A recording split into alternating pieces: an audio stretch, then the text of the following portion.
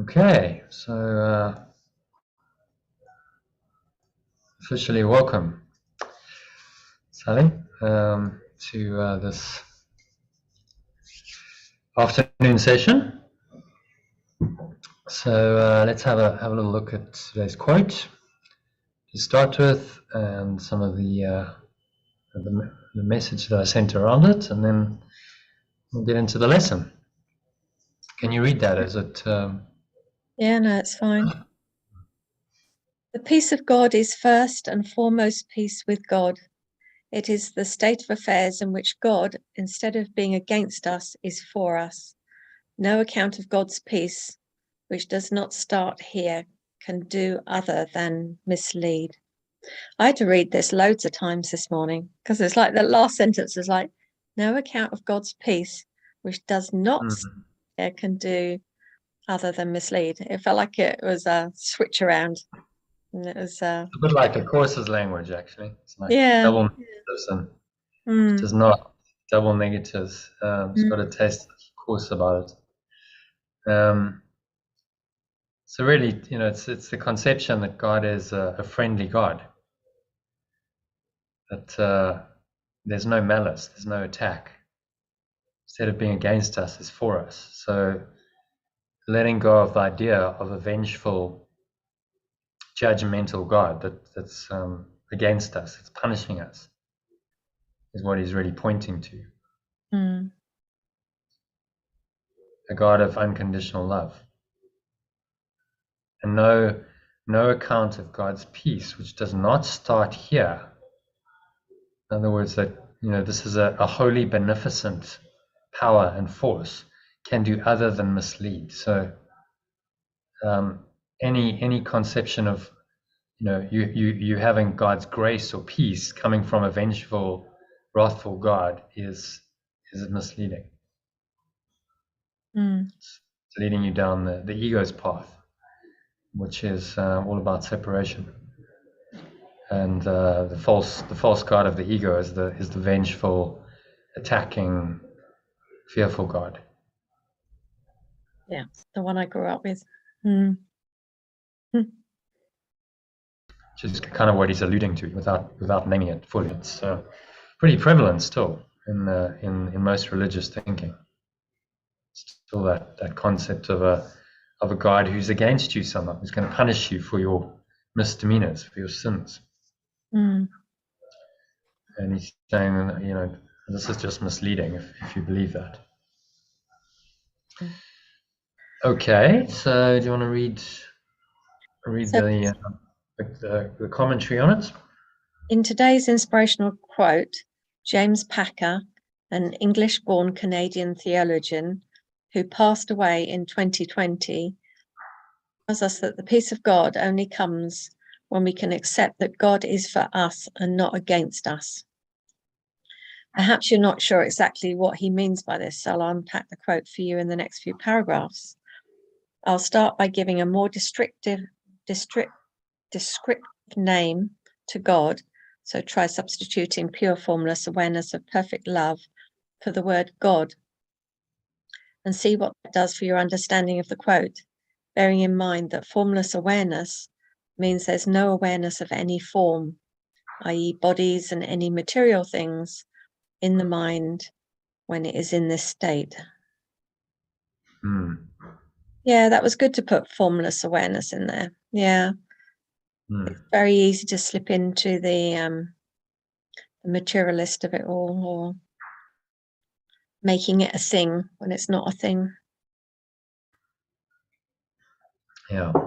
There's no awareness of anything other than itself. So awareness is just purely aware of itself, and there's no subject-object awareness. So I, subject, perceive object, person, place, thing outside of me. That's form awareness. And continuously in this world we have form awareness because our senses are geared up to have the awareness of forms, and this is pointing us beyond that awareness to formless awareness, pure formless awareness, which means that there is no awareness of any form. In other words, you go beyond duality, because form implies duality. I, subject, perceive form, object, seemingly outside of myself. Whereas formlessness transcends duality, dualistic perception and thinking completely, which is why we use the name. So it's sometimes useful just to dive into it a bit. Okay, so what does this actually mean? Pure formless awareness. Well, first of all, it's absolutely pure, innocent. There's nothing else. There's no sin. There's no sense of it being tainted or corrupted in any way. It just formless means that there's no subject-object dualistic perception. So it's not of perception. It's not of this domain of the perceptual world of duality. And it's an awareness. So awareness of itself, just pure awareness. And we add in perfect love, because perfect love is this awareness.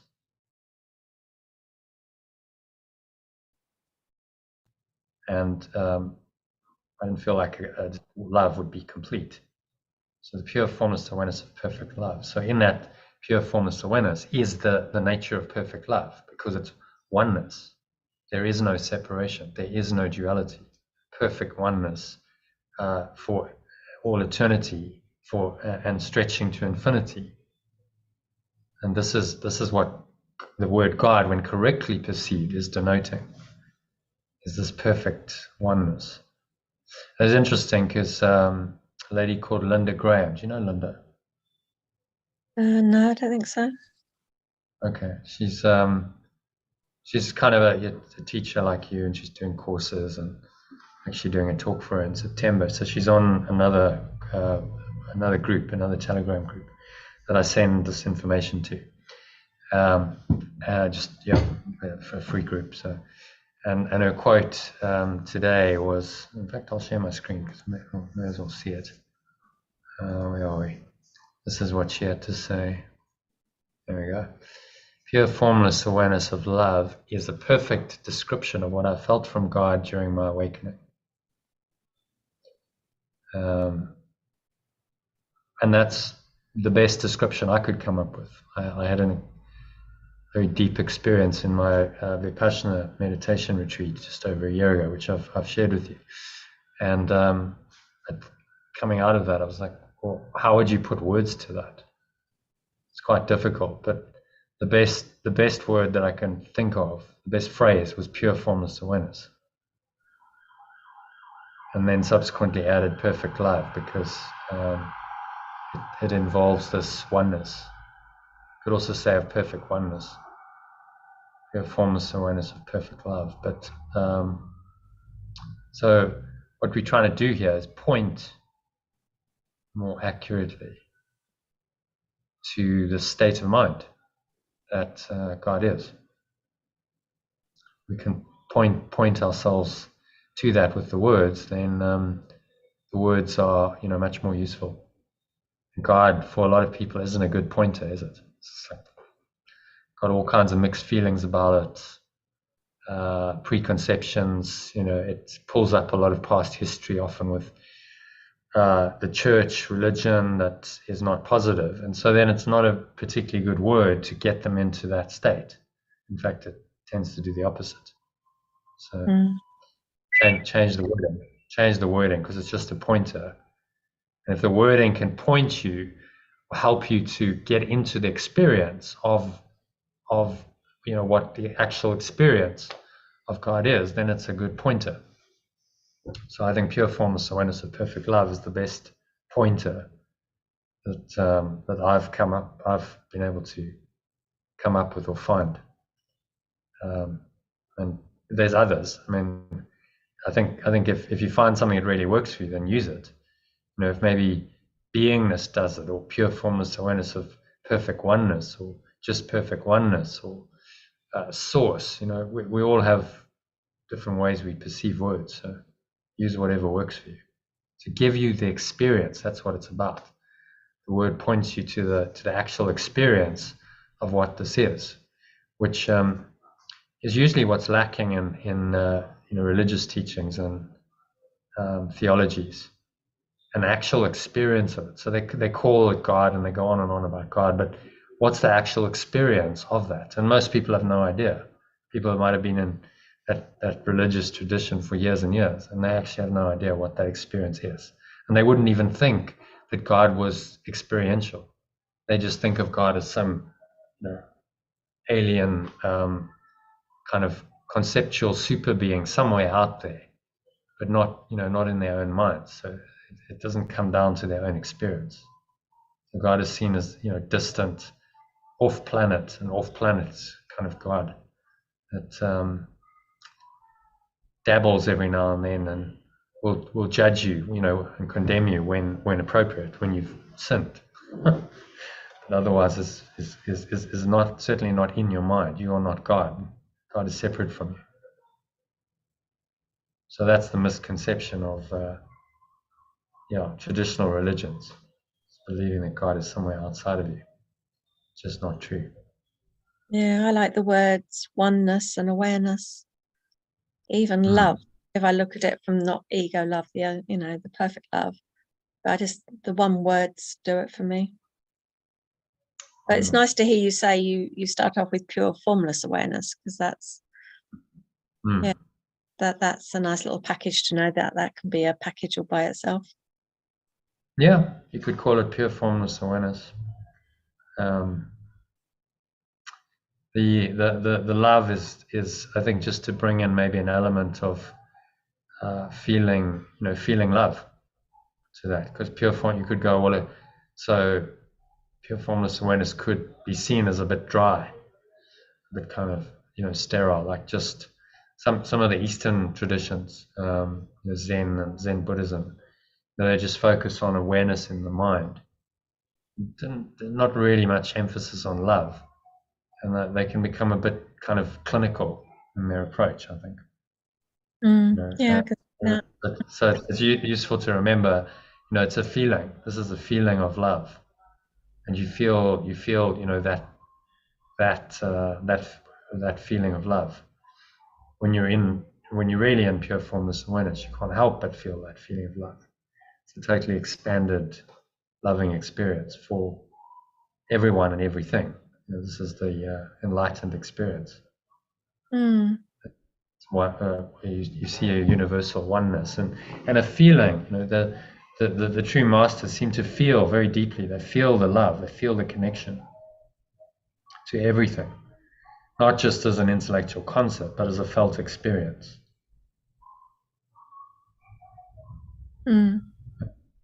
So, but you play with the words. You can. There's no absolute. There's no dogma. It's like, oh well, now that's the only way. It's really saying play with the words and use words that work for you. And in different contexts, I find that's why we, in our translations, we play with the words, because it's context specific. Sometimes it doesn't feel right to use the full pure formless awareness of perfect love. So we use perfect love, or we use pure formless awareness, or source, to denote it, just to kind of go with the flow and stay with the context of it. Flow, is that another word for the same thing? I'd say the source of flow is pure formless awareness of perfect love. Flow is an experience where you're typically doing. So this awareness is in your mind, and it's responsible for inspiring your thoughts, words, and actions. So it's coming from there. But you have an experience in flow of often being in the world. So there's still dualistic perception going on. You're still able to operate in the world, perceive things, which is is necessary. So how otherwise, if you were just in pure formless awareness, you just couldn't navigate through the world. I mean, yesterday I was traveling. It takes, you've got to be on your game. It's like, okay, which flight are you catching? Bus, got to get there by then. And had quite an interesting experience, actually, which I'll share with you at the airport. So just for a moment, I went out of the now, and I was just thinking ahead because I had a meeting. I was like, okay, so I've got to get on a bus, which you could say, well, that would be fine. I should have been doing that because I was literally about to walk out the terminal. But in that moment of not being present, I managed to miss the what do you call it, the baggage reclaim part. I just it wasn't that obvious, I don't think, but I'm sure if I'd been a bit more present, I would have seen it. But I basically walked past it, and I walked through some doors, and I realized, oh dear, I'm now out in this, shops and etc. And this is like now out of that area. So I try to go back, and they don't let you back once you're through. It's like doors closed, you can't go back. I'm like, oh dear, now what? My bag's still on the other side. So just from not being present in that 30 seconds, it's like, oh, suddenly that caused quite a bit of a delay, because I then had to go to the airline counter and say, well, can you please get my bag? And I had to wait 20 minutes. And then while I'm waiting, it's just so interesting how the ego works, because it's just really trying to juice the situation. Because I have a meeting set up in London, so they're waiting for me. So I'm like, great, like it was all going, and all I had to do. And so, you end up doing a bit of that self-recrimination. The ego doesn't want to let go of that very easily anyway. So it's like, okay, just stand here. I'm waiting for the lady to get my stuff. It's been quite a while. I'm kind of getting a bit impatient. I'm like, okay, just do a breath break. Just focus on the lesson. Quiet the mind. Do some breathing, which I did for not very long, actually, 2-3 minutes. And I just felt, okay, it's going to be all right. That feeling, it's like, okay, everything's going to be okay, it's fine. And then 30 seconds later, the lady rocks up with my bag. She may have done that anyway, but it was interesting. As soon as I let go, it was like, the solution appears, and it all unfolds. So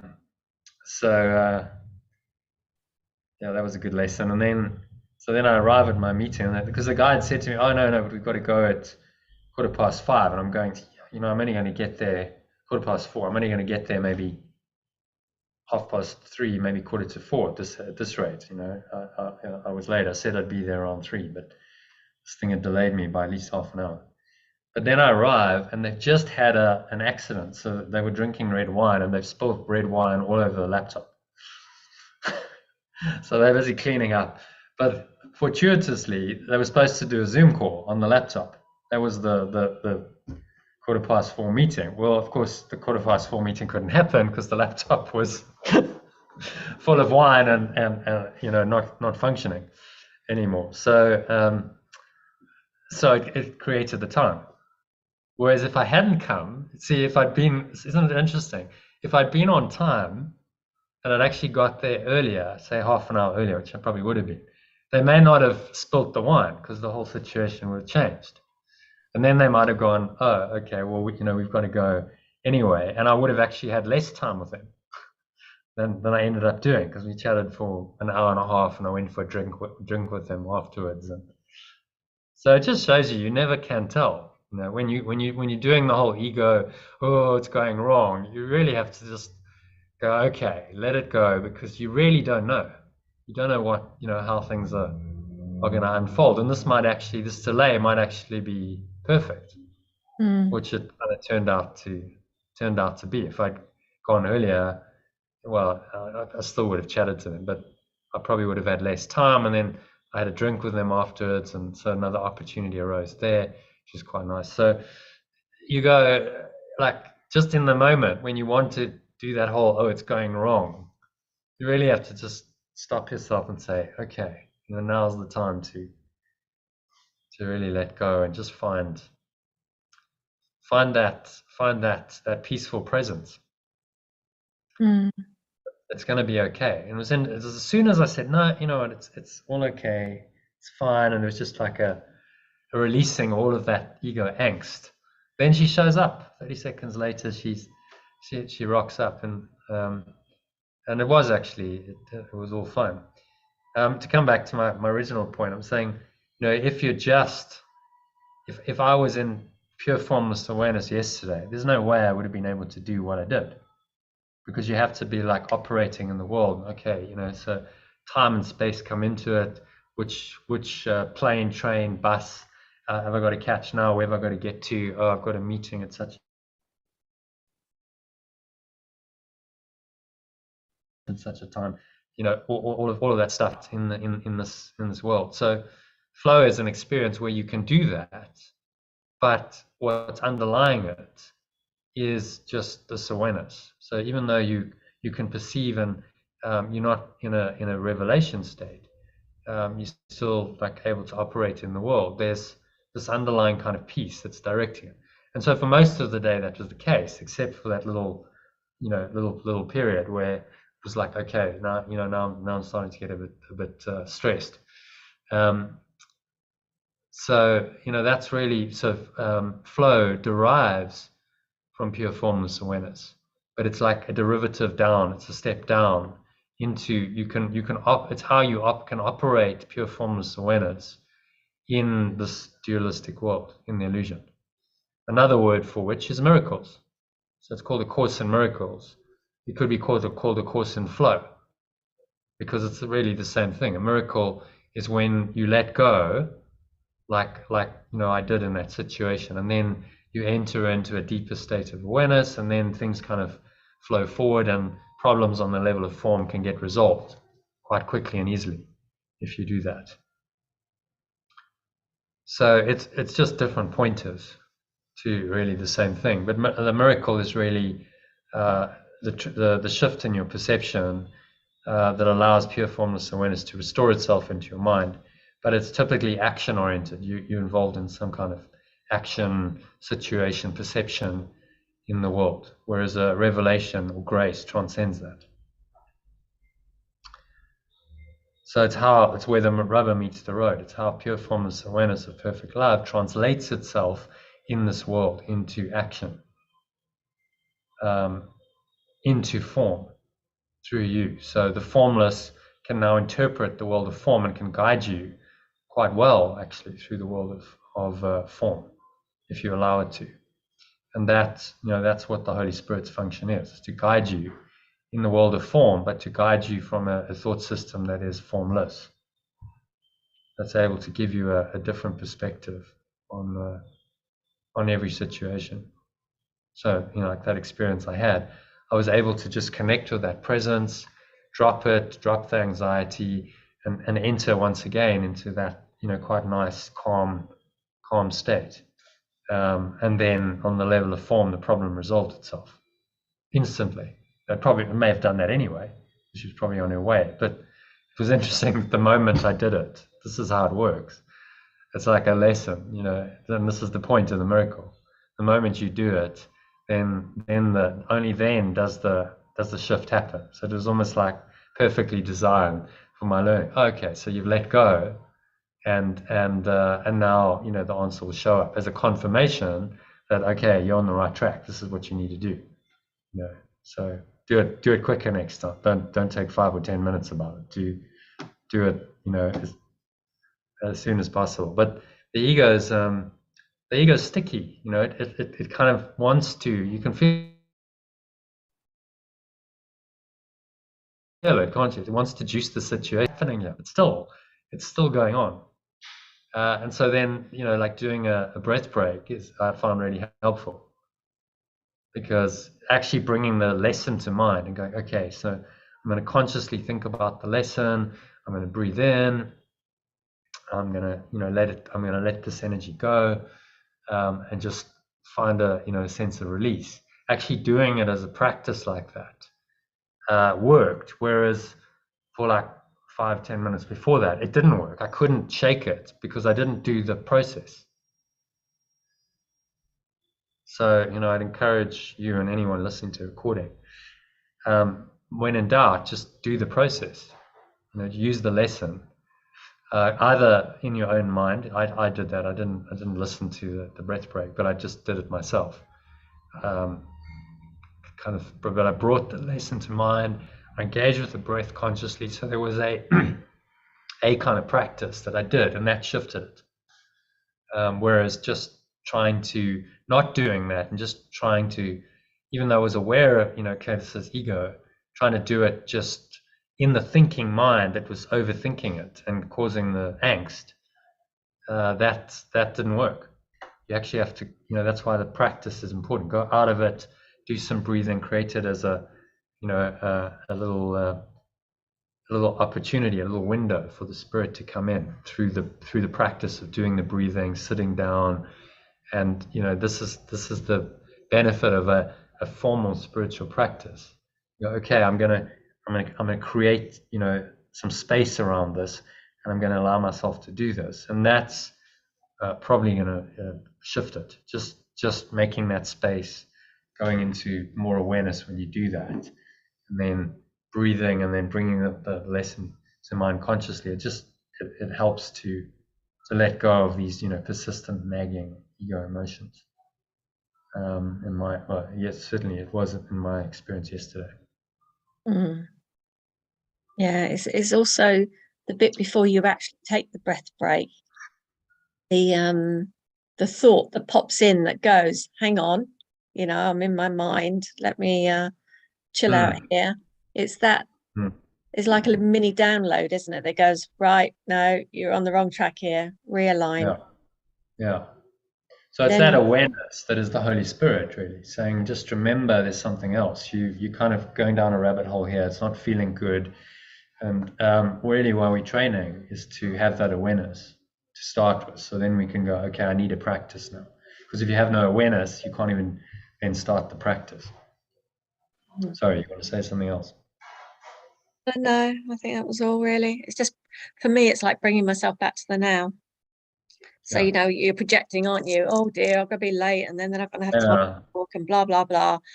Or you just go, well, I'm here, I'm now, I'm breathing. That's it.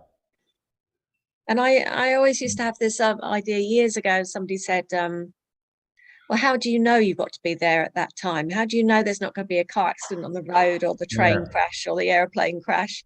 So I just think, oh, well, I might be saved from something worse. So yeah, exactly. So in that situation, it actually played out really well, and it was actually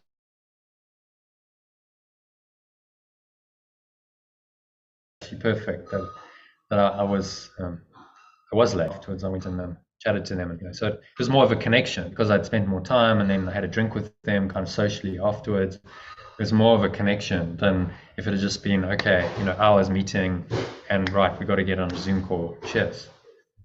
So actually, the delay served me, but at the time, it didn't seem like it was serving me. Because you just you got to watch that mind going into the future and trying to plan and control it and say, oh well, this is how it is, because actually you have no idea really how it's going to be. So another very interesting lesson. And the interesting thing is, by doing these things, so like I'm not sitting in meditation, I'm like running around up and down the country catching planes and trains and buses all over the show. But in that experience, you learn. There's learning. I wouldn't have learned something if I hadn't had that that experience. Just sitting in a meditation, you don't get the same kind of learning. So the benefit is of engaging in life is that you get lessons, and then those lessons, if correctly interpreted, help you with your awakening, and they can actually speed it up compared with just sitting in silent contemplation and not thinking about anything. I think Yeshua is saying to us, this is a quicker way. He says at some point, well, if you want to meditate for 20 years, then that approach will in the end succeed because of its intention. But the means are tedious and very time consuming, and there's a quicker way. And then he says, that quicker way is the holy relationship. So he's saying, well, forget all these long, tedious meditative practices. Just immerse yourself in the experience of this relationships, because life is characterized by relationships with people mostly, and you will get your lessons if you are open to them and are willing to always listen to the Holy Spirit's guidance and reinterpret whatever you've experienced. Your lessons will come, and he's saying this is the fast track. Through forgiving your brothers, which happens when you're in the holy relationship, and you're on the fast track to your own awakening. Okay, so where were we? To help you understand the quote on a deeper level. To help you understand the quote on a deeper level, I've made this substitution for you in the translated quote below. The peace of God is first and foremost peace with pure formless awareness of perfect love. It is the state of affairs in which pure formless awareness of perfect love, instead of being against us, is for us. No account of the peace of God, which does not start here, can do other than mislead. Yeah, I did some work on this morning. I did some clearing with the energy alignment method, and I had in EAM terms infinite energy reversals, which is like infinite trauma that prevented me from being at peace with pure formless awareness of perfect love. So it felt like it was like eons and lifetimes and a whole muddle of resistance that prevented me being at peace with all, even though peace is my thing and I really enjoy peace, but it was still enough in my energy to prevent that complete peace with this perfect love. I always find that very interesting because I like using different tools. It brings up different things, and to think it's infinite trauma preventing that. I know we're all one, so it's probably clearing on lots of different levels, but yeah, you just don't realize it's there until a quote like this comes up, and then I get the little aha to clear on it, and then it shifts, and then it feels different. Interesting that you perceive it as infinite trauma. That's quite a dramatic perception. I guess the ego, I suppose, would have to perceive it that way. It's like endless, never-ending pit, really. It's the ego's answer to the eternal love that is God. So, well, trauma's going to go on forever. It's never going to end. And on the world, in this world of form, that does seem to be the case. The human race has been traumatized forever. Traumatic things, keep happening. And Yeshua is just saying, but you can let go of all that trauma. Fortunately, it's not infinite trauma, because that would make it real. Yeah. It can't be. What's infinite and eternal is reality. So it seems to be. It's like a pseudo. Remember, the ego is just a mockery of God. So the ego is going to try and replicate and substitute for the qualities of the true God, pure formless awareness. It's never going to pull it off. So it'll say, oh, infinite trauma. That's its attempt to create infinity, permanence in its dream world, but it's not possible. It can't be infinite trauma if it can be let go of. Or maybe, I suppose I was thinking of infinite from the point of view you couldn't put a number on it. It was just so much of it. It was, you couldn't label how much there was of the trauma. And when I say that, I see that on a kind of oneness scale. So like, I am everyone, so everyone's trauma, I was seeing it as being released all at the same time. It's all in my mind. It doesn't really matter, does it? It's just it's to give the energy that seems to be in the way some mental form so it can be released.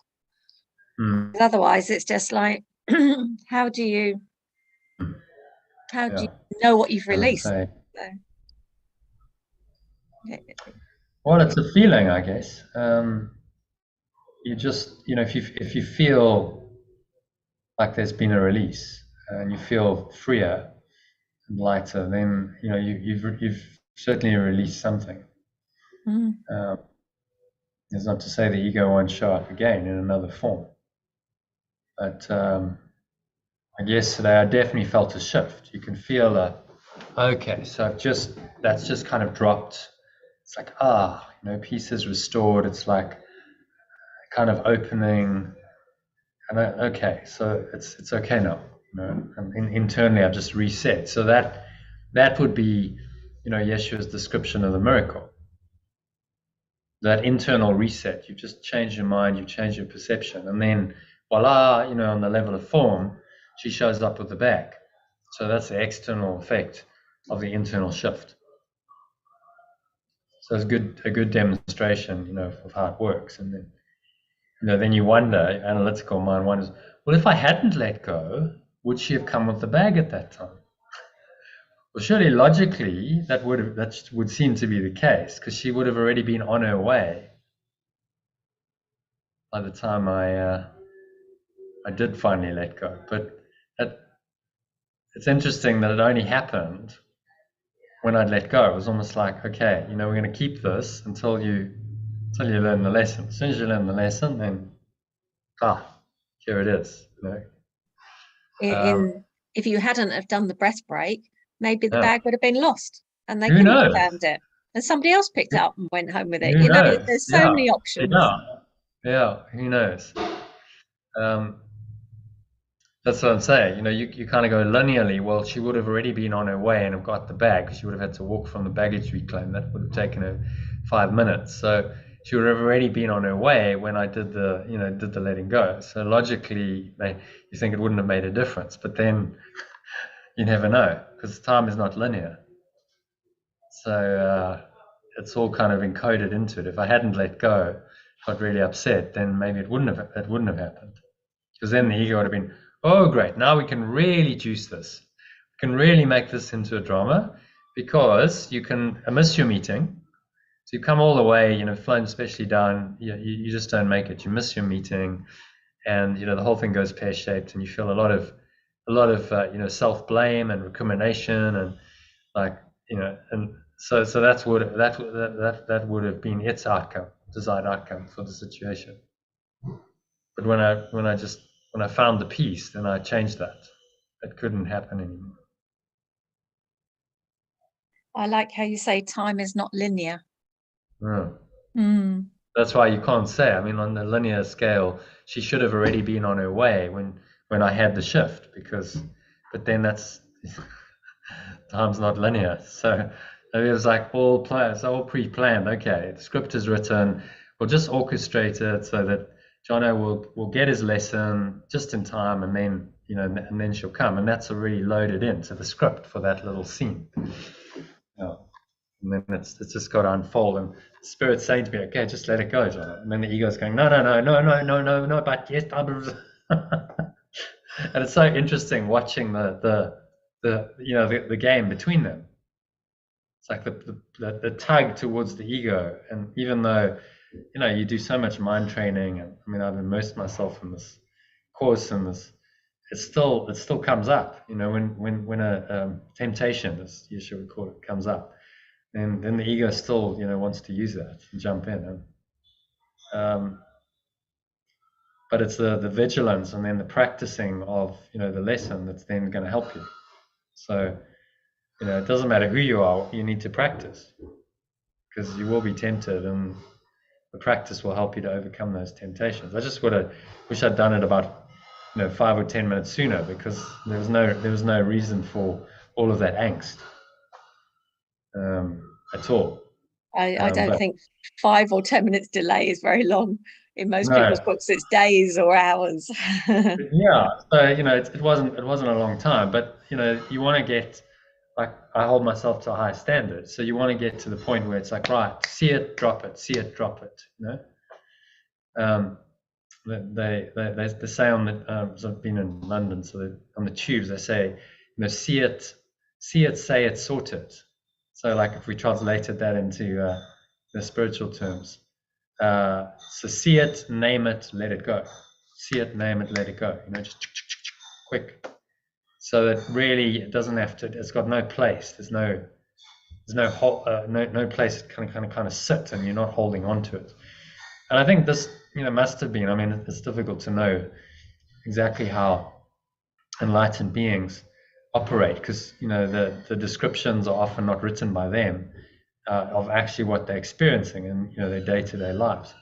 But it would be very interesting, like if you could talk to Yeshua on their level. So what did you actually experience daily when you were actually living your final lifetime, and you're kind of in this enlightened state? Did you ever feel like you're triggered? Did you get challenged and then you let it go straight away, or you just didn't get challenged? And I would be very surprised if there weren't triggers and there wasn't something that arose quite frequently, because he was getting tested all the time. Traveling around, you've got 12 disciples. There's all kinds of situations the ego can use in that.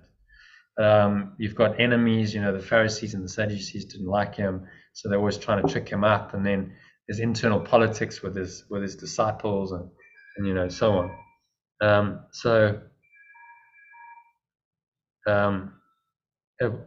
It would be very interesting to see.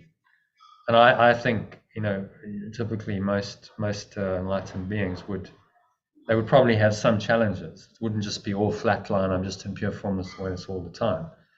And then they would just be aware of it and let it go very quickly. It wouldn't kind of sit there.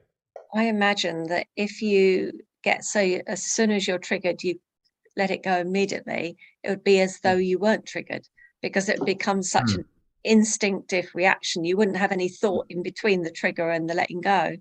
So if you that's the question. Was there even an instant where they felt the ego coming up, and then they let it go, like, okay, in the next instant? Was there even a few seconds where they experienced that? And I think conceptually it would be possible not to have that. That you just were never triggered, like at the highest level of enlightenment. I suppose that would be the case, but that's a very rare state. Maybe someone like a Ramana Maharshi might have achieved that state where just like nothing, nothing bothers them. It's really no triggers remain. There's nothing that can trigger an egoic reaction anymore. I guess that would be the ultimate definition of enlightenment. But while we get there, the aim is to do it quicker and quicker. It's like, okay, can I become aware of it quicker, let it go quicker? Because why do I want to suffer for more than I need to? My present state, moment by moment, is all I really have. So if I'm making myself suffer by creating fear or anxiety, anger, or attack thoughts, or whatever it is, then the quality of that moment is being spoiled. And why would I allow that? Why wouldn't I just say, actually, it's all okay. I am okay. I'm happy as I am right now, irrespective of what's seemingly going on in the illusion.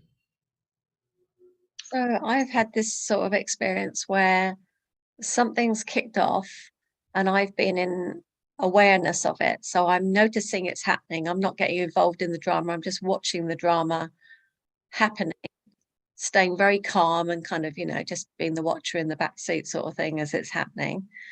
But I'm wondering now, with your description, I don't know if I let it go. So I was like, well, I'll give you an example. So walking out the house with the dog, there's a dog out the front and the dogs kick off together. And I'm hanging on for dear life to the lead, but I'm watching myself hang on to the lead. I'm watching the other owner getting upset. I'm watching what's, but in that incident, I felt very calm. I felt very peaceful. I didn't hang on to it. When we walked away, I just let it go. But I'm wondering if I could have let that go quicker and how I would have done that. Would I have, do you know what I mean? It's like, I was peaceful already. So it wasn't as though I was adding to the drama. How would I have let it go in that instant? Or was there anything to let go of? I mean, you only want to let go of something that's negative? And did you experience any kind of fear, anxiety, anger, uh, anything that was a block to the awareness of pure formless awareness? No, but it was still continuing for a few minutes. So Hmm. maybe it was just a learning, that you're peaceful even though that's happening. Hmm. If you're already at peace and there's nothing disturbing your peace at all, you're really deeply peaceful. There's nothing to let go of. You just let the situation play out in peaceful awareness. It's only when you become aware of, oh no, I'm really not at peace now. My peace has been disturbed, is being disturbed by this, that I need to engage in, a forgiveness or letting go practice. So only if I went into ego would there be something to let go of, wouldn't there? Yeah. Yeah, exactly. So then it's just being very vigilant. Here's the thing: if your base state is peace, and you're used to that, then the ego coming in is quite harsh. You go, oh, this really isn't nice. So you develop more of a sensitivity because you're used to the state of peace, and then when you're not at peace, it's like, oh, this isn't good. So most of the time, I'm in kind of quite a peaceful flow, and then that I'm really feeling the difference when the ego's doing its thing, and so then that becomes a trigger to let it go. Okay, I notice because I'm used to this. Okay, it's something else than what I'm used to, and so I become sensitive to that. It's like, oh no, if someone hasn't done this kind of mind training, they're not really that sensitive to it. They're just, oh well, just another drama, and I just kick off and off I go, and then at some point I'll kind of calm down, not because I've done any conscious practice, just because the mind can't sustain that state. But then I might move from that to something else, or I might take a different tack on the drama. So initially I was very upset and angry, and then I move into blame or something. I move into like blaming the person or blaming myself or feeling remorse over your anger. So then the ego then takes a different tack and goes, okay, well, you've done with that particular version, but now we'll do version 2 and version 3 and version 4 of the situation, and we'll work it and we'll work it and we'll work it. I mean, and this is how a lot of people operate, working the situation to death over and over and juicing it for all the possible egoic emotions that are possible, sometimes for hours, days, weeks, months, even years. And the antidote to it is just say, okay, awareness. Can I be really aware that this is a block? It's coming up. This isn't my preferred state. It's not my normal state. So I feel that dissonance. It's out of accord with my normal state. And so that's why spiritual practice really helps to build awareness. The more peaceful you feel because of spiritual practice, the more you notice when it's not that. And so that's then triggers the awareness. Okay, something's wrong. Something's rotten in the state of Denmark, to quote Shakespeare. It's not okay, but I can fix it. I can fix it right now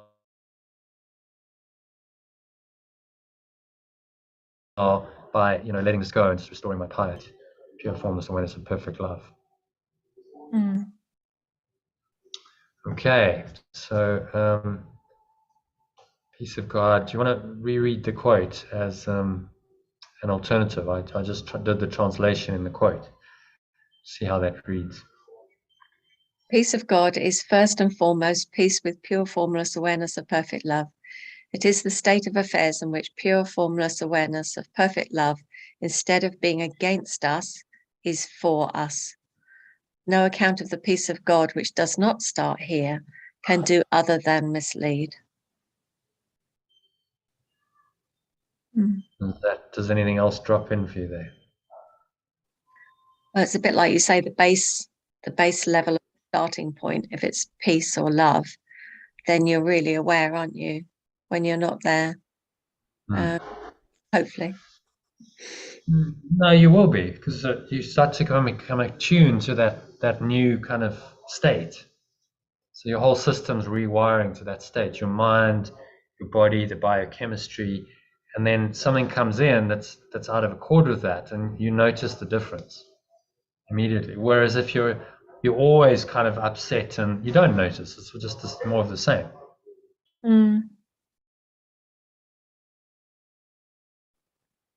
So that's why spiritual practice allows more, which then is the first step in the letting go process. The second step is the decision to let it go.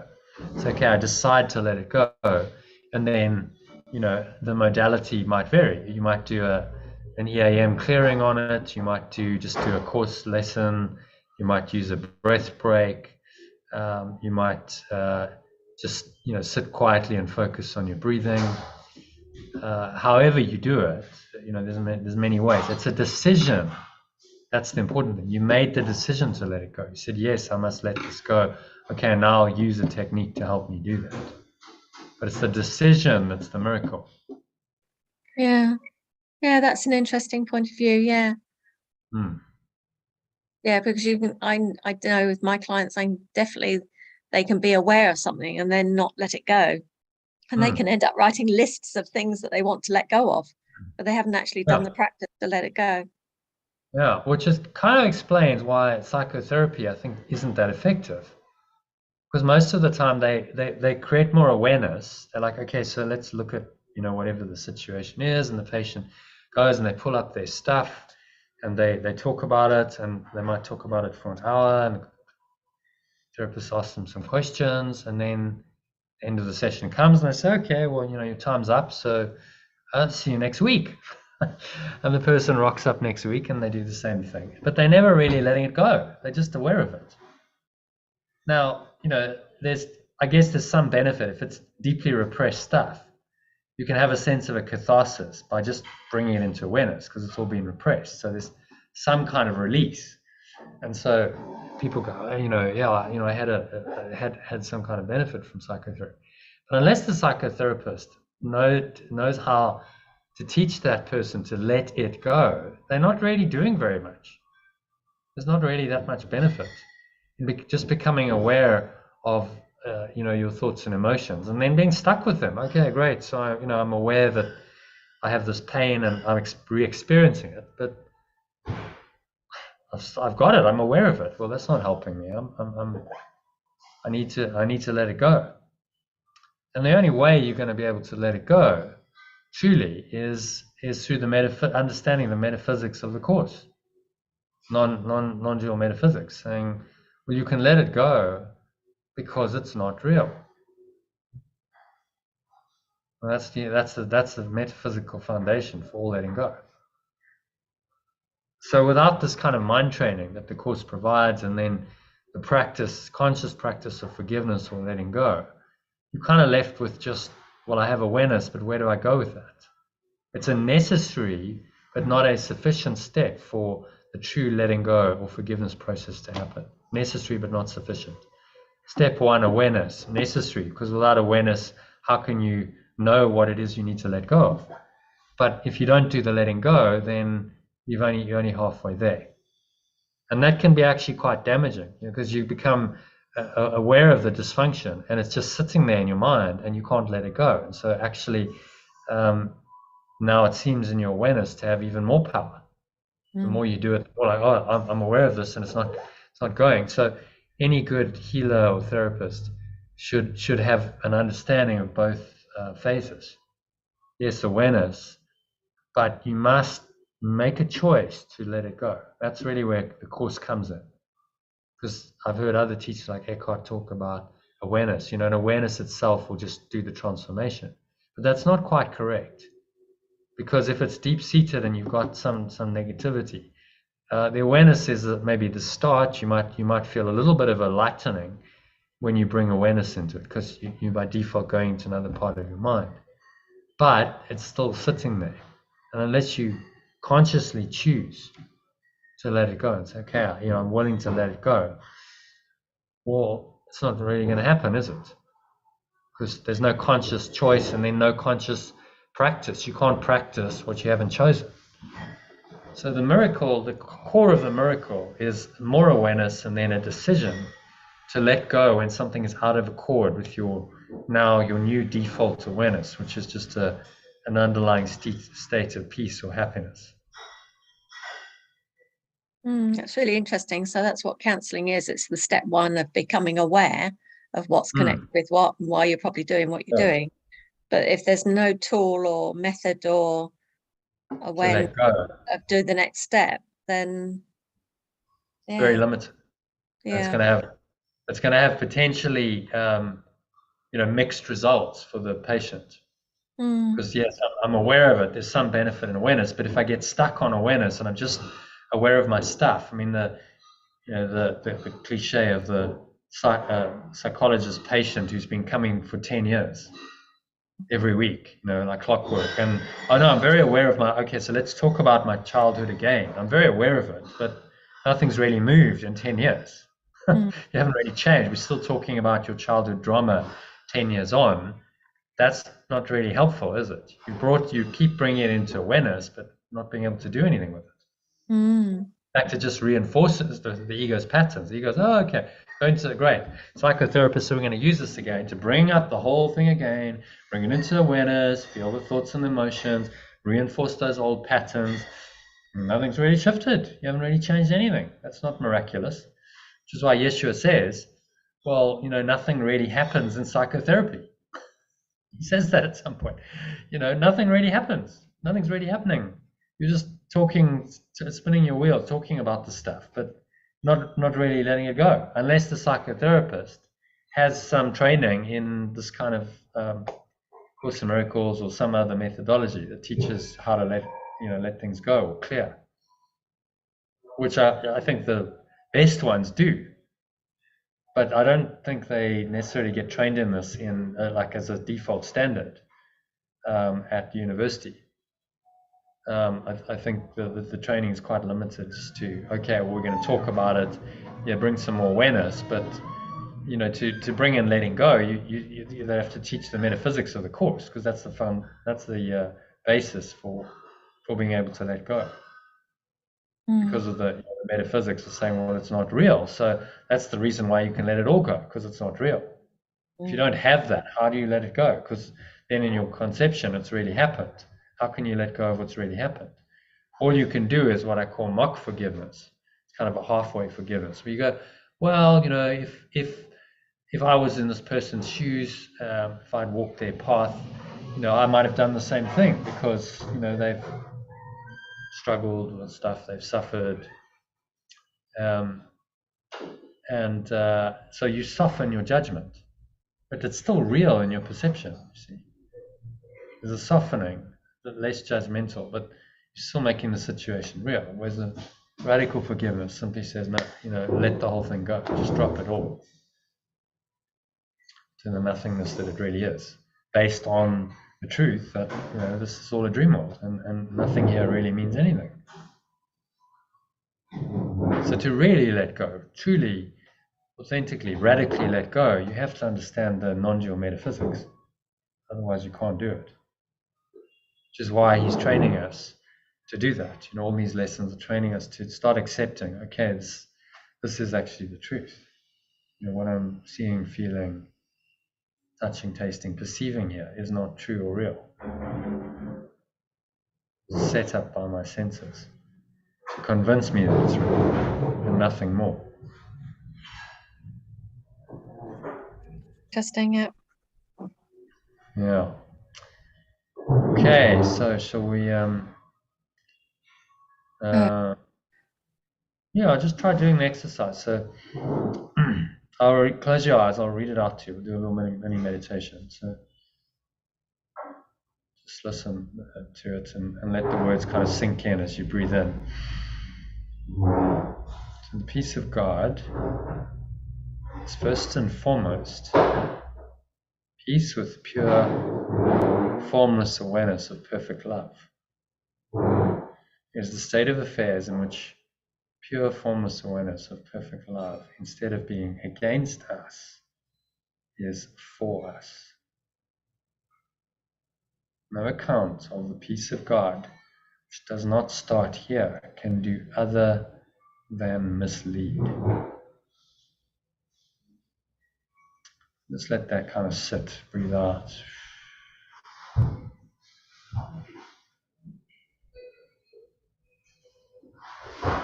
and just sink inwards and connect with this deeper presence, pure formless awareness of perfect love.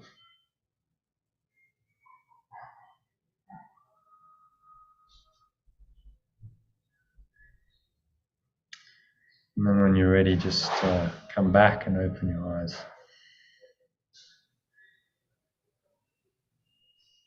So how does that feel? Very peaceful, very calm. Awareness. No. So the quote's taken you into experience, which is what should happen. These are pointers to the actual experience, and you can have that experience with a quote or a lesson. Then it's a very valuable pointer, but it's just a pointer. And what came to mind was I've got to have a conversation about something that could potentially be a bit of a tricky conversation, but if it can come from the point of peace rather than any other point of view, it's going to be it's a no-brainer. It's going to work out, isn't it? Because if I'm having that conversation in the pure formless awareness. When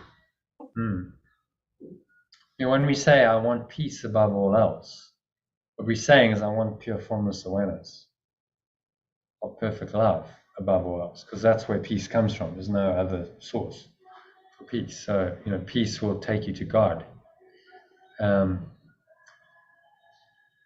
So that I want only peace in this situation is a good practical way. Again, the rubber meets the road in our experience of the world in a flow state. So peace underlies flow. You cannot be in a flow state unless there's an underlying sense of peace. As soon as that peace gets disturbed, you move out of flow.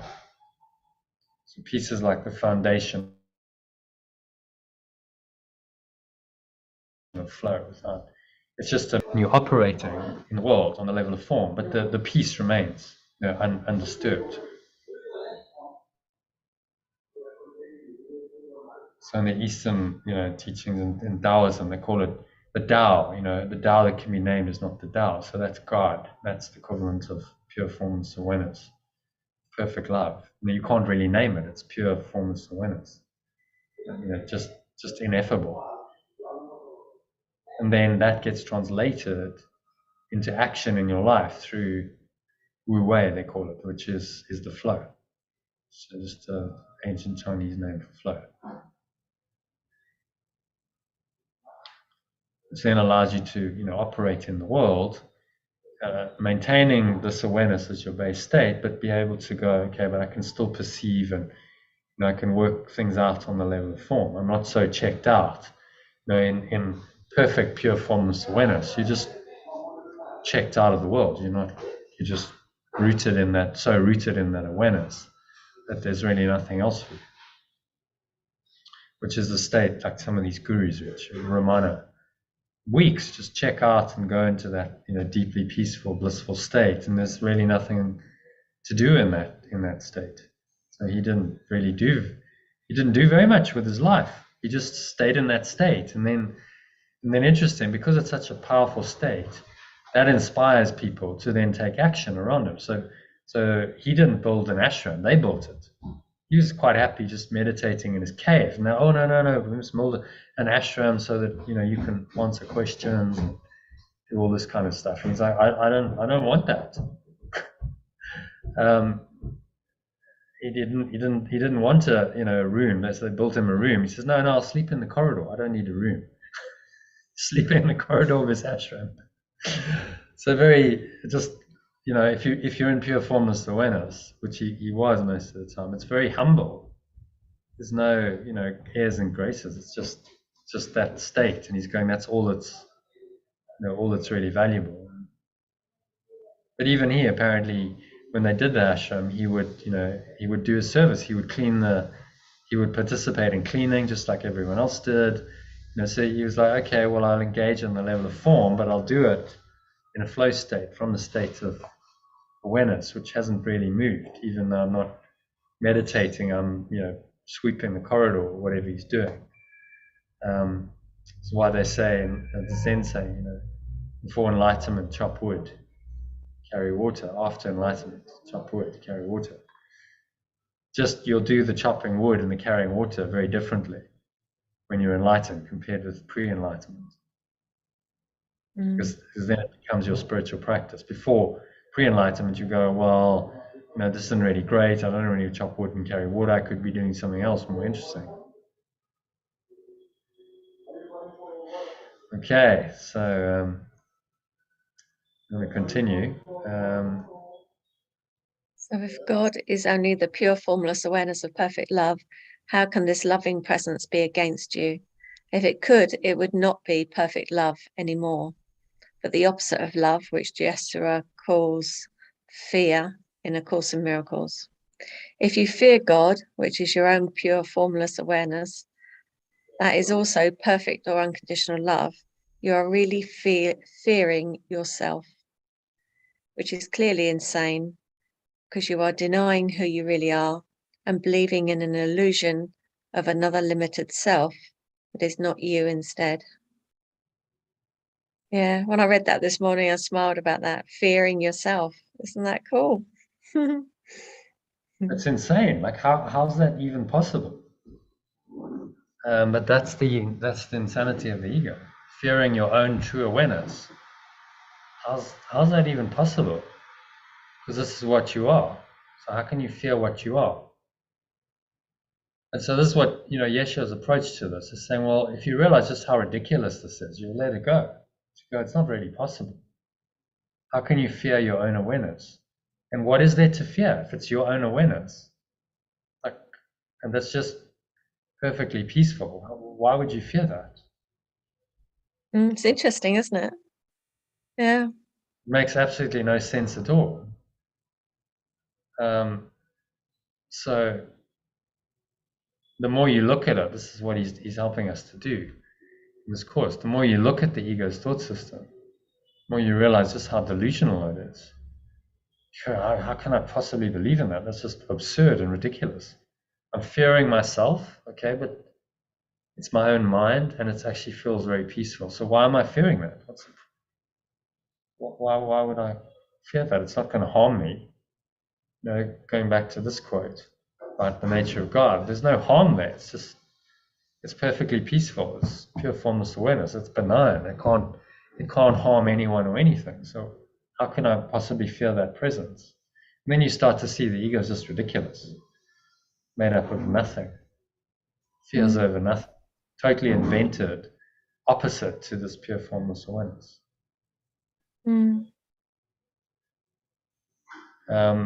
But this is inquiry, to refer back to Ramana. His method was self-inquiry. Okay, so start inquiring. Okay, so who fears then? Who is it that fears? Why do I fear? And just some simple questions like that. Who fears? Why do I fear? Just reveals so much.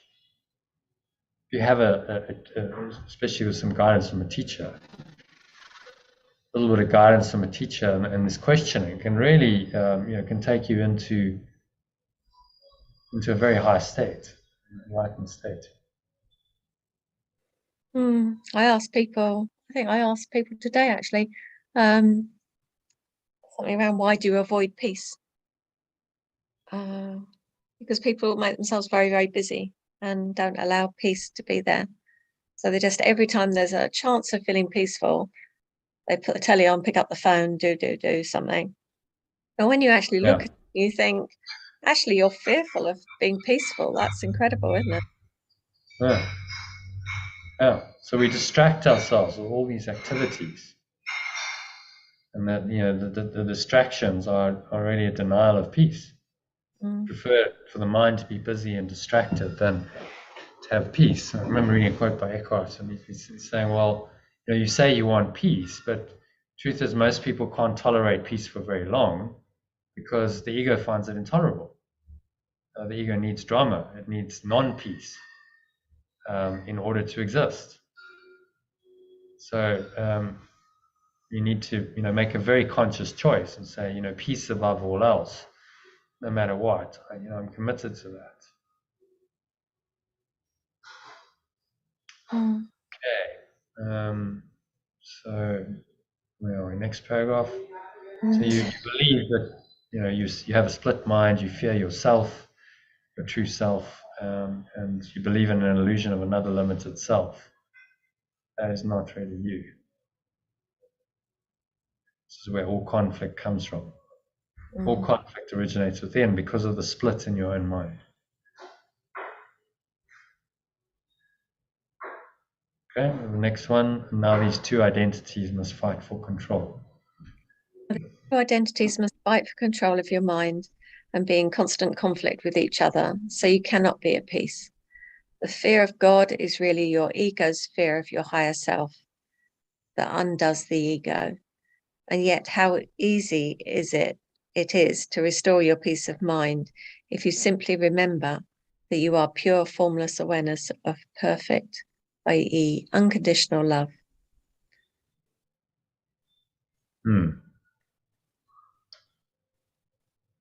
Yeah, shall I carry on?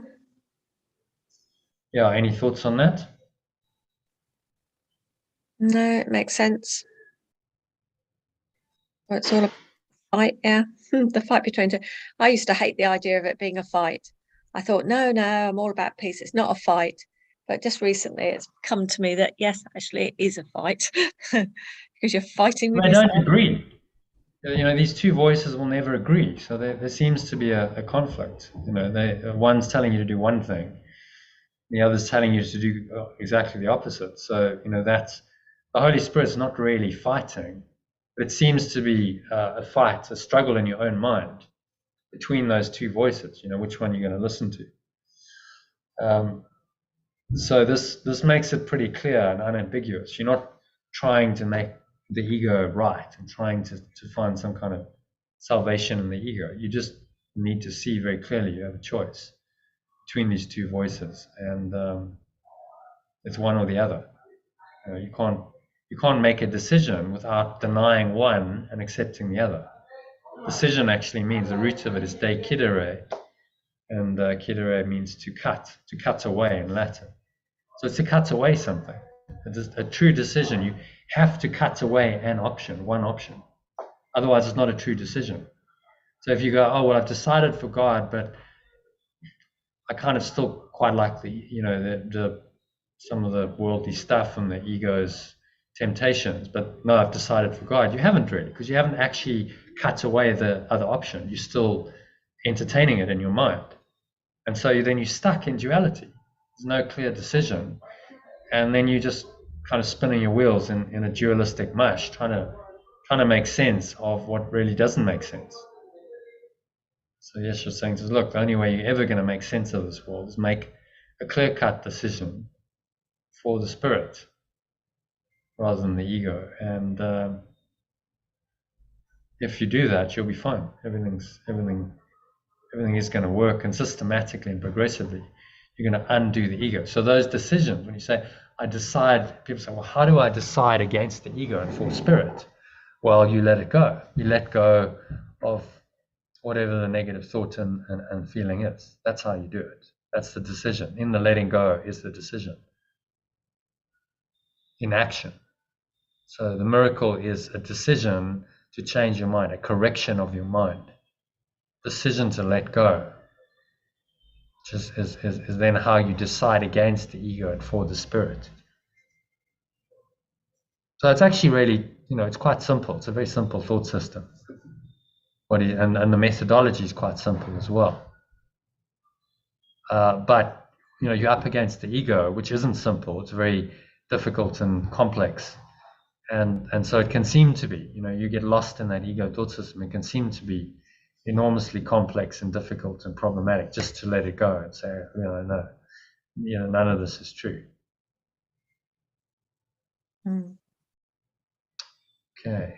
Okay, so this is what James Packer means when he says you must experience peace with God. When you are in a state of pure awareness or loving presence, you must also experience a peaceful state of mind.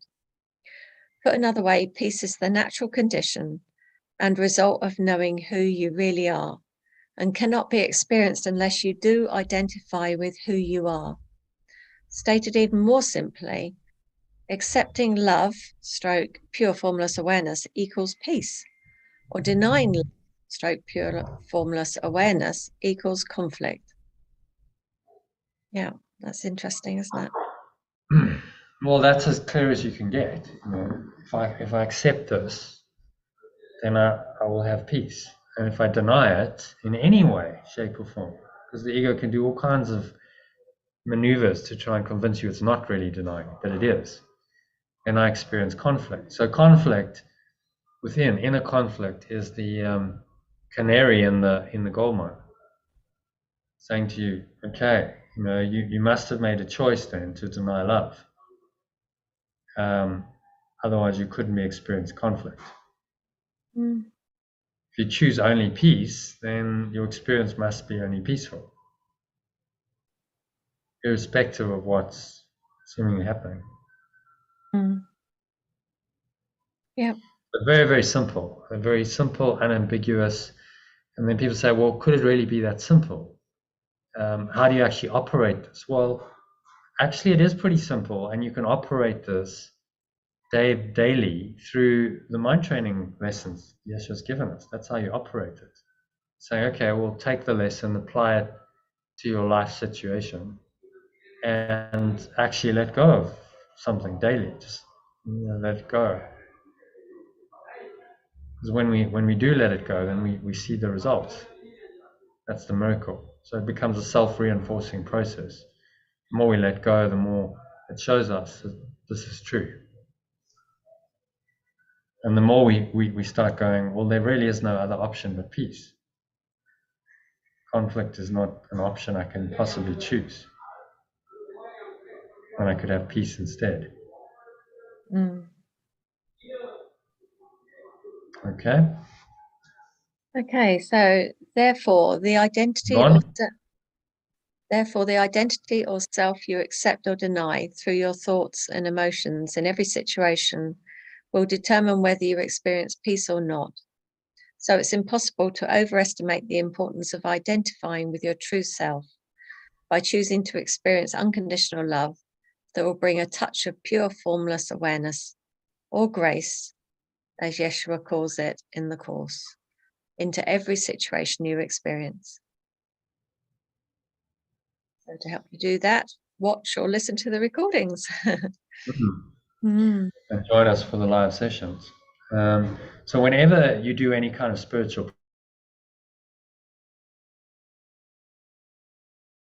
practice, authentic spiritual practice, peace, and involves letting go of something, then you're choosing peace. Sometimes you're already at peace, but you choose just to remain in that peace, maybe to deepen the peace. If you recall in the Instrument for Peace worksheet, just pull it up quickly, that it's all about choosing peace. And I use peace as the let's have a look.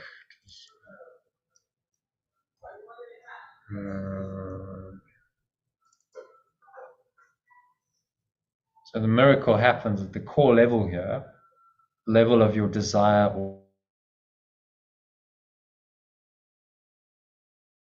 prayer, and desire for something to be different. What is now keeping you from the peace of God?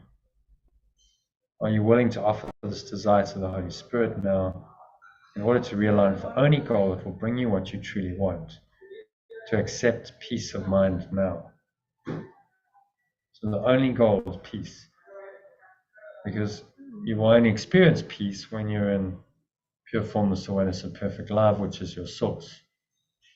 So peace is the natural consequence of being connected to that source.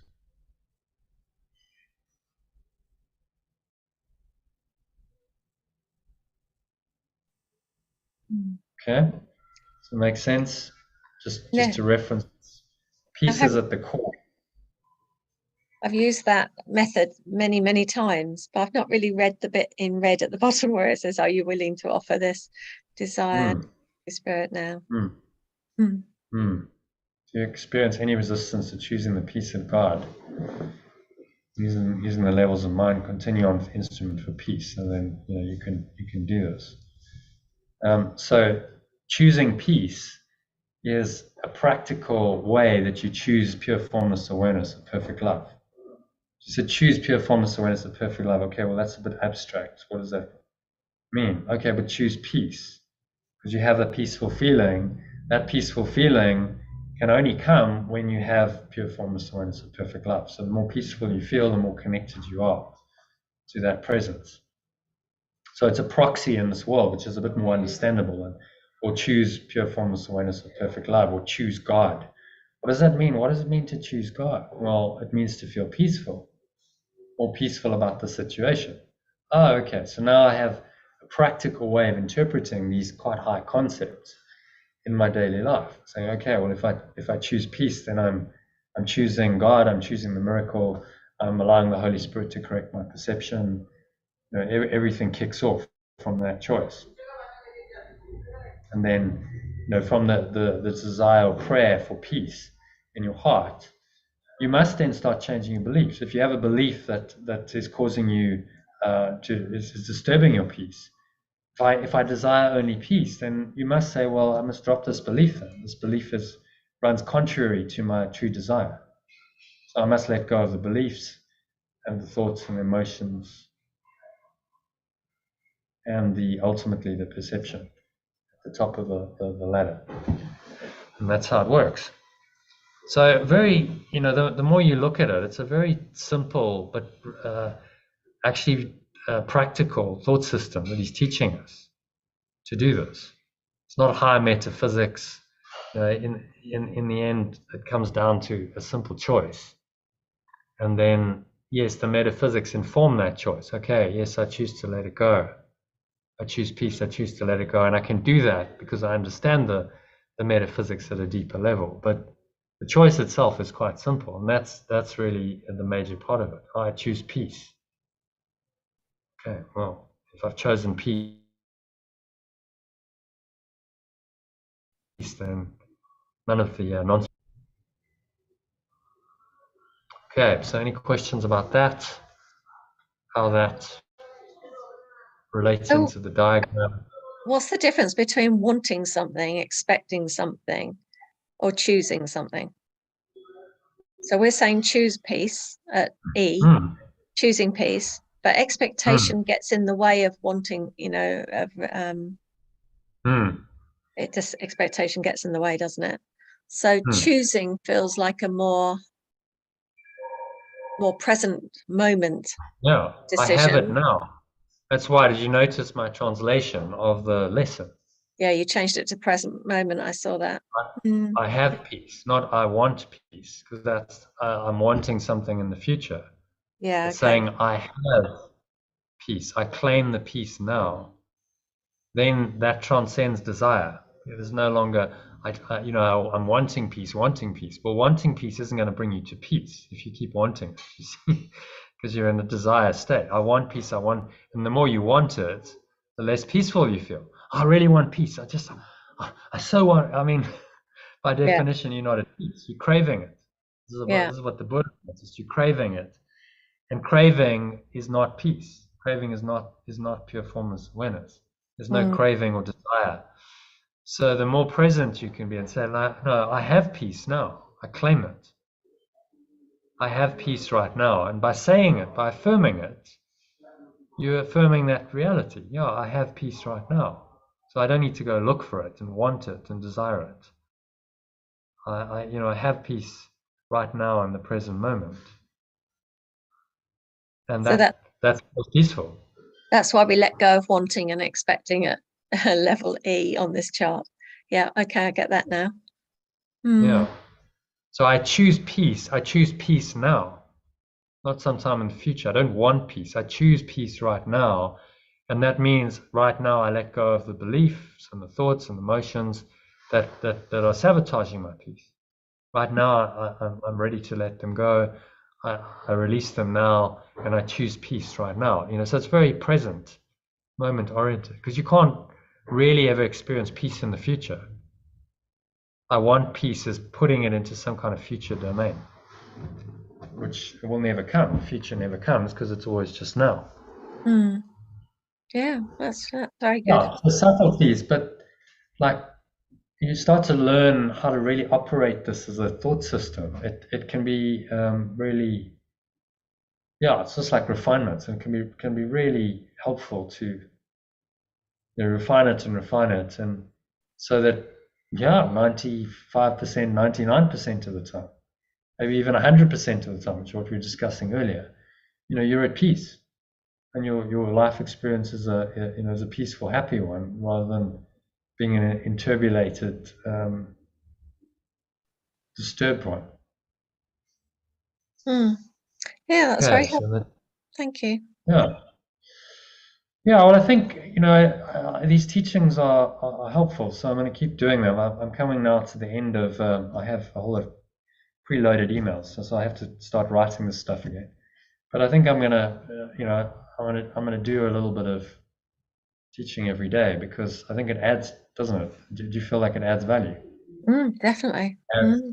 So it kind of leads you from the quote into the lesson, and just into a conversation about some of these deeper issues that are not necessarily addressed in the course lesson itself. Okay, so that leads us into our lesson for today. Do you want a quick break, Sally? Yeah, I've got to go at 2:30, so I'd love a quick break. Okay, so a quick break, and then we'll do a couple of paragraphs. And would you like to do a meditation, or should we just do as many paragraphs as a lesson as we can do? I don't mind, whatever you feel drawn to do. Okay. All right. Okay. Minutes. Maybe just a meditation. Yeah. Okay. See you in 2 minutes.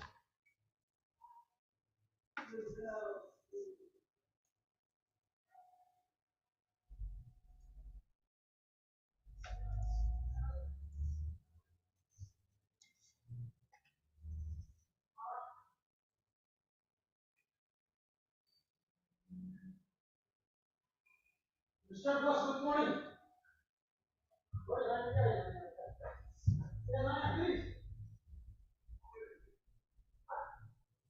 All right. So.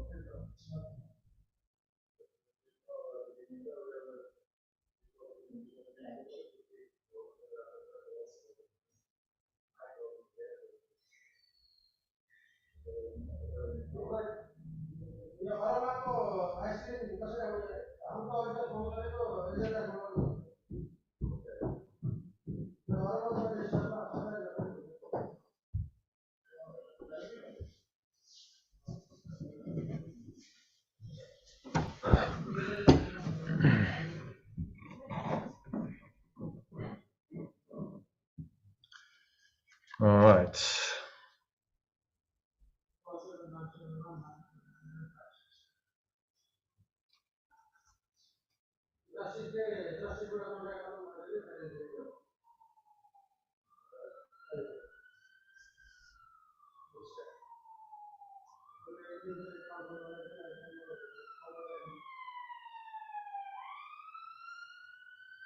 All right.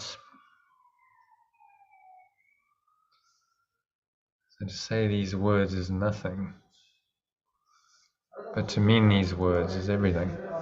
So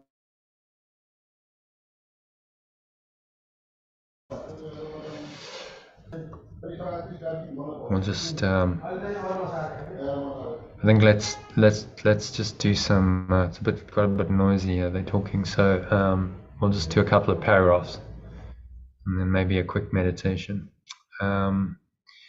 Okay, so do you want to read the first one and then translate it?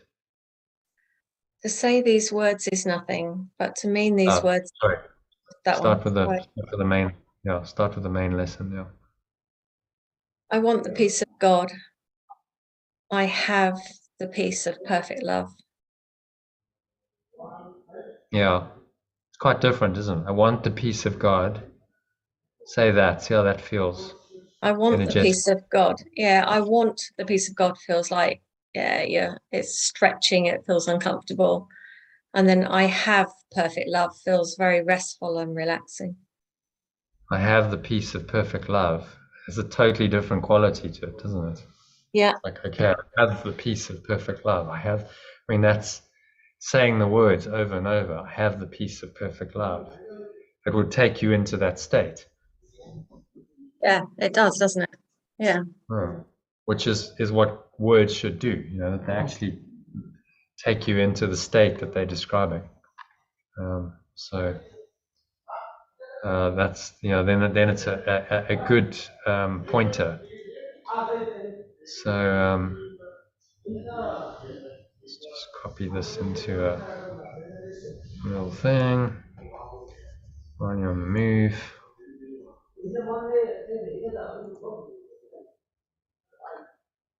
Okay, so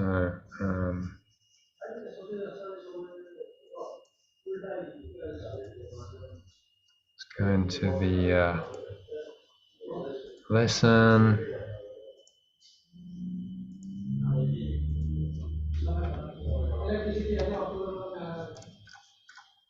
Okay, so here's the say these words is nothing.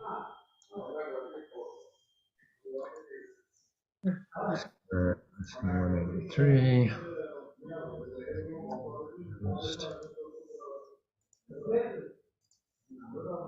We're on lesson 185 today. Lesson 185, and then I'm going to go there. Okay.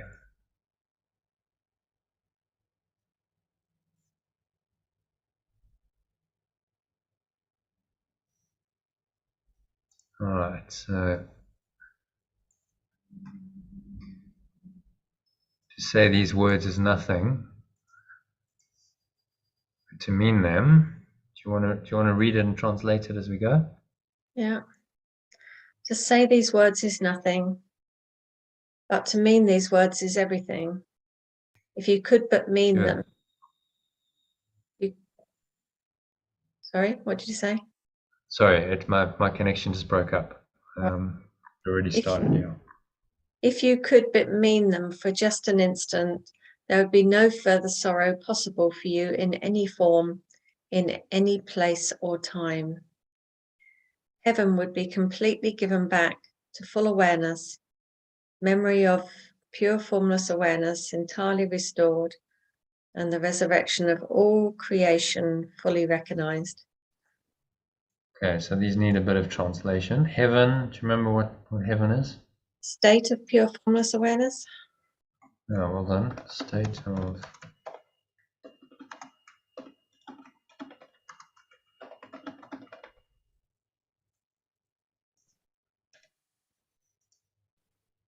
be completely given back to full awareness. Okay? Even pointing, the point of heaven is awareness. So this will simply be your awareness. This pure formless awareness will be your awareness. Memory of God. So memory of Pure formless. Oh, perfect love.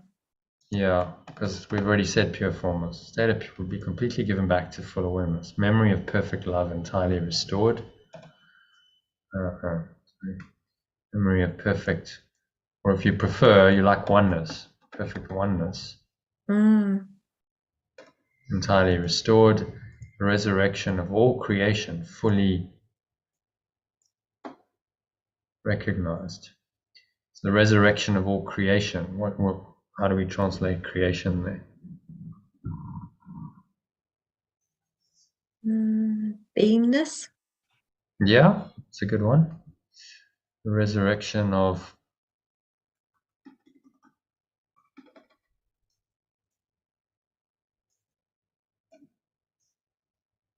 so it's the restoration of what's already there. I mean, in truth, beingness never went anywhere, but it's the restoration of it into your mind. So the resurrection of, how about we just say the resurrection of beingness in your awareness.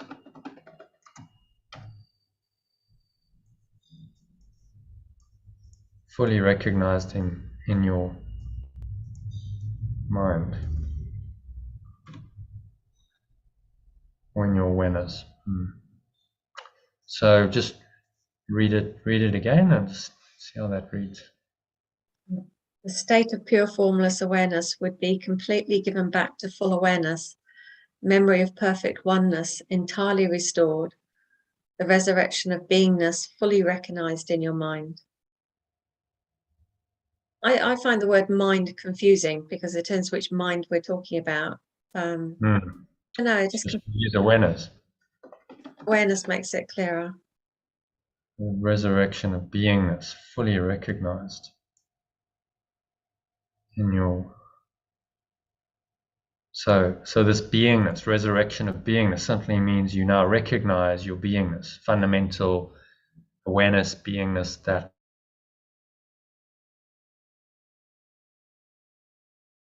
which cannot be destroyed, and that is no death. You're resurrected into eternal life, the knowledge of your own eternal beingness, which never went anywhere. It's always been there. You just weren't aware of it. Yeah. Just having done the last bit we just did before this paragraph about saying the two phrases and feeling the difference in it, it's kind of just sunk into me. I know you've been saying it for months, but the words are just a pointer to the experience. So yeah, I experienced that today. So that's really helpful. Yeah. Which is why, getting sticky over words and say, oh, well, we can't mess with the original form of the course is ridiculous, because you're missing the point. The point of the words is to be a good pointer to a state of mind, of being. So if they're better words, then why not use them? And that's individual. Some people might prefer the original. Okay, we'll use the original. That works for you and that takes you into the experience. But what I've seen in doing many hours of these sessions is that it seems that very often the originals don't quite do it for people, and actually the translation does just take them into a different state. So then why wouldn't you translate it and make that translation available? What, because we get stuck on, the words are sacred and all this kind of nonsense, which keeps falsity going for generations, centuries and centuries. Oh no, because it's the word of God, we can't possibly change it. But it can't be the word of God because God doesn't understand words.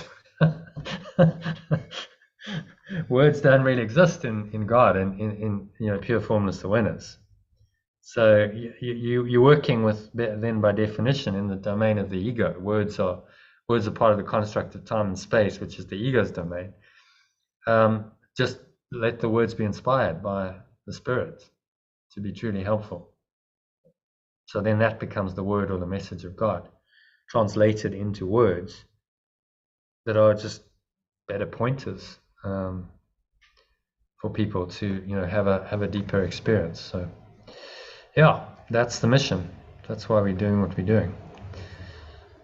Okay, so any thoughts on number one? No, I think it's been very helpful you talking about words being, in ego, time and space. Just those little side comments you make that are really helpful. Hmm. Oh, Yeah. well, only a pleasure.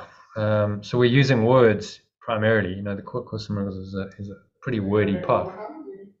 Yeah. Do you want to wrap it up? Another 10 minutes? Is that okay? Yeah. No, I've got to go in 10 minutes anyway. So should we do one more paragraph and then do a little med? Yeah. Unless if you need to go now, it's not a problem. No, they said 10 minutes. So let's just do that. There we go. Okay. So no one can mean these words and not be healed. No one can mean these words and not be healed. He cannot play with dreams, nor think he is himself a dream. He cannot make a hell or think it real. Do we change hell? Or no, we keep hell, don't we? No, well, we can change. So hell is actually the acronym for victim. helpless, innovative. Oh yeah, victimhood, isn't it? Yeah. He cannot make himself a victim. And think it's real. Self a victim and think this identity or think of this as real. He cannot play with dreams nor think he is himself a dream. He cannot make himself a victim and think this is real. Should we say this identity? Or the state? This identity is real. Yeah, all of them are much the same, really, aren't they? You cannot make himself and think this state is real, this awareness is real, that this is real. Maybe just take the state out and see how that works. Not make himself a victim and think this is real. Does that work? We're talking about hell. He cannot make a hell. So hell is kind of a state of mind. It's a life condition.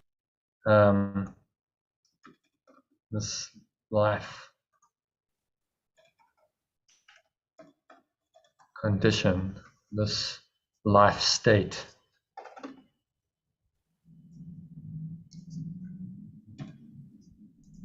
Or just the state is real, life state.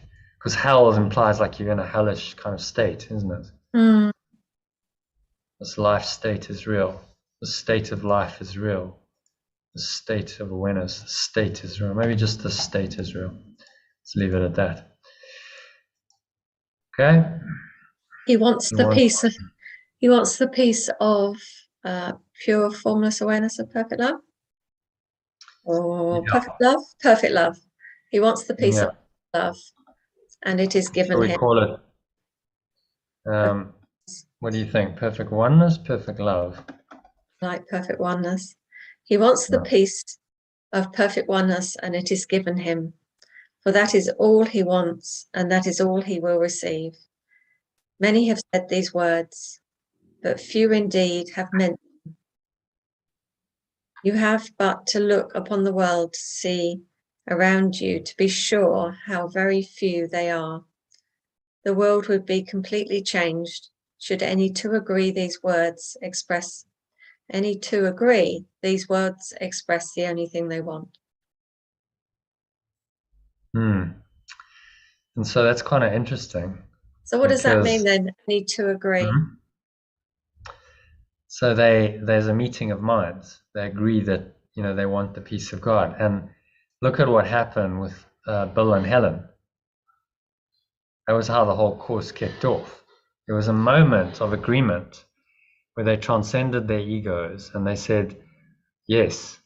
Bill said, he gave an invitation to her and he said, there must be a better way than this, kind of opening up for comment. And she said, yes, I agree, and I will help you find it. So in that moment was a meeting of minds in a common purpose to find peace beyond their current hellish state, because they were in hell, in a conflict state most of the time, not very happy, and so the world did completely change.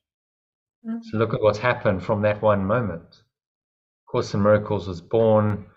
Millions and millions of people have been affected by it. It's now considered a spiritual teaching and a spiritual path, and none of that existed until that moment where they met in the car on the way to the disciplinary hearing. Their minds met, and they said, yes, okay, we agree, peace is above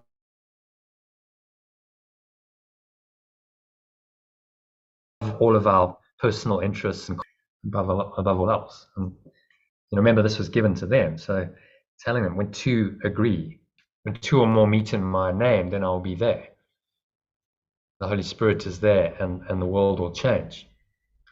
In their case, took the form of a course and major spiritual teaching, which is unusual, and that's not going to happen to everyone. But in the meeting of two minds, it's changed the world, because energetically those two minds have now agreed that they want peace above all else. So they want one-ment above all else, and that then influences the whole. A meeting of two, powerful minds. I'll give you another example in another context. In my country, South Africa, in the early 1990s, there were negotiations between the ANC, led by Nelson Mandela, and the existing party in power called the Nationalist Party, a guy called F.W. de Klerk. And there was a meeting of minds. This F.W. guy he felt like he had a mission from God to lead his country out of the difficulty to peace. And Nelson Mandela also wanted peace above all else. And so there was a meeting of minds. They said, above all else, we want peace. And so we will find a peaceful resolution to this apparent conflict, which is what happened, because both leaders wanted peace above all else. So a completely different time situation, but again, a very positive outcome in that, then the country did come into a resolution. But it was actually very peaceful for the next 5 years. And then, when the desire for peace is lost, and now something else comes in, then conflict returns, because that's what happens. So there's two very different people, different situations, and the effects played out in different ways, but you can see the miraculous impact of two people choosing peace. And that, on the level of form.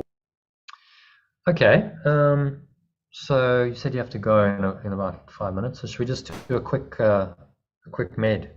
Yeah, okay, lovely. We'll just do a few minutes. So just a quick breath break to practice this. Sitting comfortably, feet shoulder width apart, back straight. Cup your hands in your lap, close your eyes. Take a nice deep breath in. So breathing in, noticing how the stomach rises and the chest rises, and the subtle flow of air in through the nostrils. Clench the sphincter muscle, lock the energy in. Feel like the energy is rising up the spine into your heart center, drawing it up into the crown of your head, pausing at the top of the inhale. Just breathing peace into every pore, every cell of your body, every part of your mind, every fiber of your being. It's in the peace of God. Peace that passes all understanding, it's been called. So if there's anything that doesn't feel peaceful, that is disturbing your peace, just observe that thought, that emotion, observe any physical sensation. Breathe into it again. Just breathing in the peace of God, the peace of love. that passes all understanding.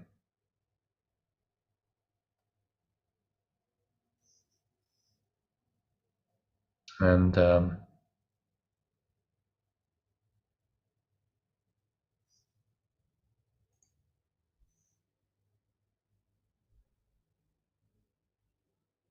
be willing to just let it go using today's lesson. So just say, I have the peace of God. I have the peace of God. The peace of perfect love right now. Exhale.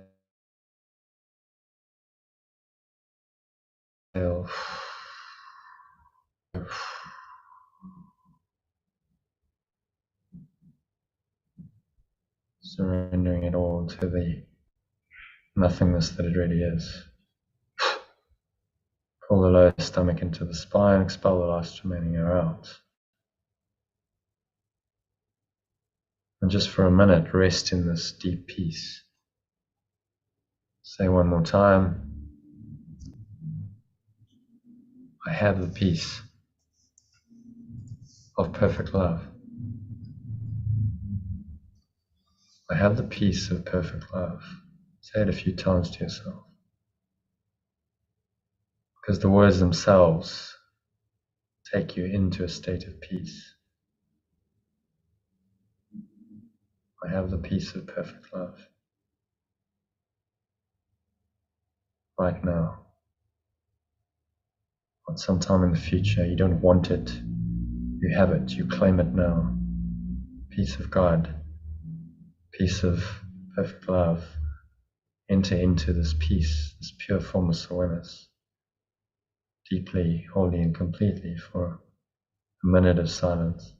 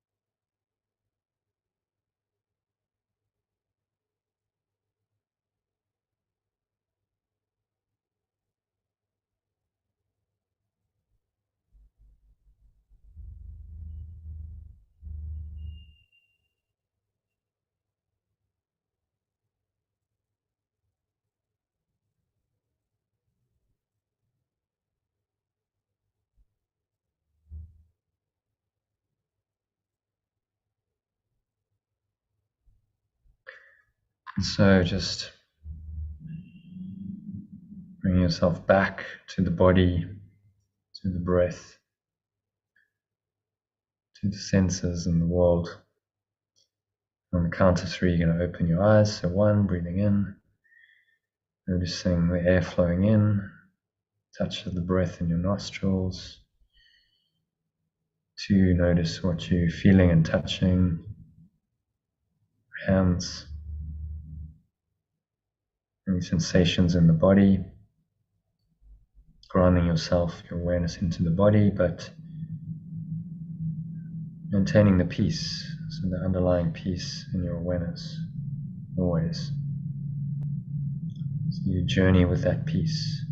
And 3, exhale, let it go. Blow it all away. Open your eyes, just look around. As you observe the room, just notice that whatever you look at, there's this underlying peace. Doesn't matter what you're perceiving on the level of form. There's this deeper peace that's there. So anchor this peaceful state into your awareness for the rest of the afternoon and evening, and to top you up, use today's lesson frequently, ideally every hour. Even if you just bring it into mind, I have the peace of perfect love now. Or if you have a bit more time, listen to the breath break I've sent you, or if you listen to this recording, this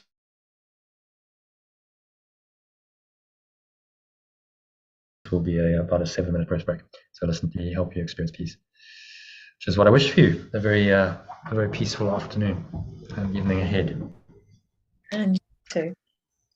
Thank you, Sally. So I'll see you tomorrow. Not tomorrow. Thursday. See you Thursday. See you tomorrow. 12:30? 12:30 on Thursday. Okay. Yeah. See you then. Okay. Bye. All right. Namaste.